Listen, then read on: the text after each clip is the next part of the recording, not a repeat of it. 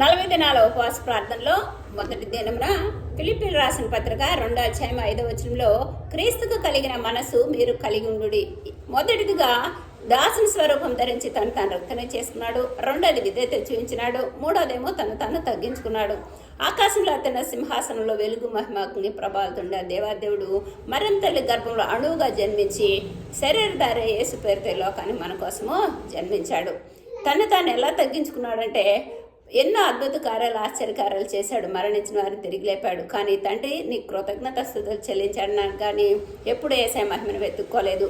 శిలువలో అనేకులు హేళన చేసి హింసించి గుద్దించి ముళ్ళ కిరీటాన్ని పెట్టినప్పుడు తండ్రి అని విధేయత చూశాడు కానీ నోరు మెదపలేదు. కాబట్టి మనం కూడా ముష్కరులైన యజమానికి లోబడి ఉండాలి. విధేయత యేసయ్య మనల్ని ప్రేమించినట్టు మనం ప్రేమ చూపించాలి. దూషించే వాళ్ళు ద్వేషించే వాళ్ళు మనకు ఉన్నా కానీ వాళ్ళకి యేసయ్య ప్రేమను కనిపించాలి.